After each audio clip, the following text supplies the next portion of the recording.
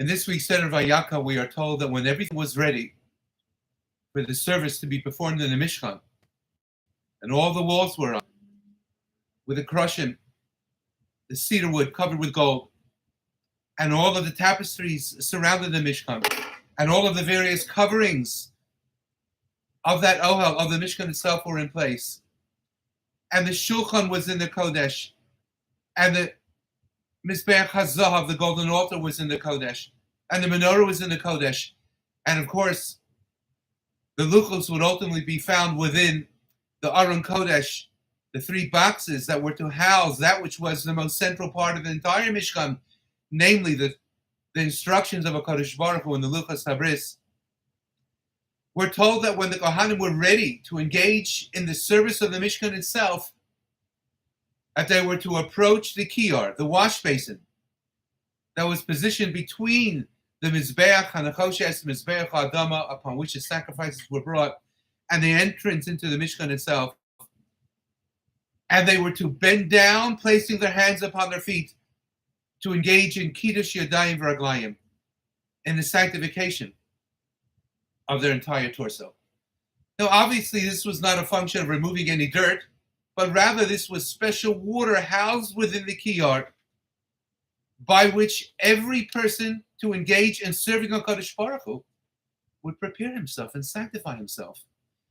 No different, as it were, than the waters of the mikvah, into which a woman enters in order to ready herself for building the mikdash, the mishkan ma'at of her own household.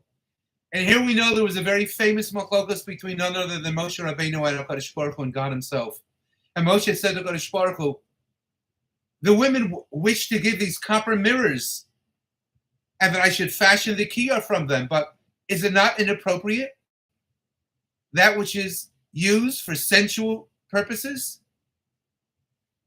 And HaKadosh Baruch Hu turned to him and said, Moshe Rabbeinu, you should know that were it not for those mirrors, were it not for the women who found themselves in Egypt, in the most horrific of all circumstances, in the bitter and the dark exile, as our Soloveitchik Tzaddik described it, who took upon themselves the ability to comfort and strengthen her husband and raised a generation thirsty for redemption in the most dire of circumstances, without any semblance or remnant of Kedusha, why there would be nothing to speak of and we wouldn't be standing here with the Mishkan itself. And therefore, said HaKadosh Baruch Hu, accept him. When the silver and the gold were given by people to the Mishkan, they were first burned down,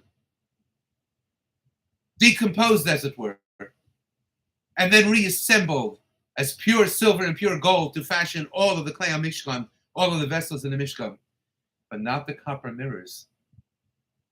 They were placed to assemble and to create the kiyar as a whole, unbroken, unsmashed, unwhittled down, unmelted. Says Shamshon Lefrol Hirsch. Isn't it deeply significant that the vessel of the sanctuary, which was to represent, quoting, the moral keeping holy of one's acts and efforts, Kiddush Yadayim V'Raglayim, was made out of the women's mirrors. Mirrors are articles which lay stress on the physical bodily appearance of people being an object of special consideration, so that it was shown that the physical, sensual side of human beings is not merely not excluded from the sphere which is to be sanctified by the mikdash, but that it is the first and most essential object of this sanctification. When the Kohanim were ready to serve HaKadosh Baruch Hu in all of his glory, the very first thing they did was bend down and pour water on their hands and their feet from this kiyar. And no doubt when they bent down, they saw themselves in the mirror. They saw their feet, their hands in the mirror. And they realized that the greatest reflection of greatness itself in our service of HaKadosh Baruch Hu begins within ourselves, our very physical selves. Taking all of our abilities, all of our kochos, all of our drives, all of our needs, and using them, not dismissing them, but using them and sanctifying them in the greater service of the Almighty.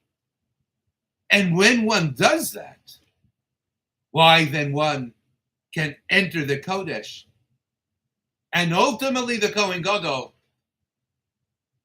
enter the Kodesh HaKadoshim.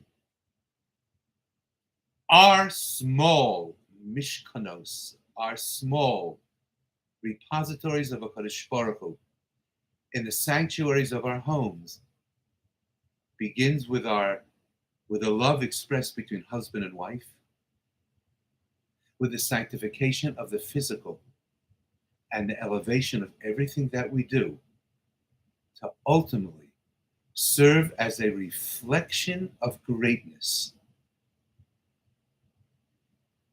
beginning with the wash basin and ultimately concluding with the people we become in the service of Hashem Yisborach.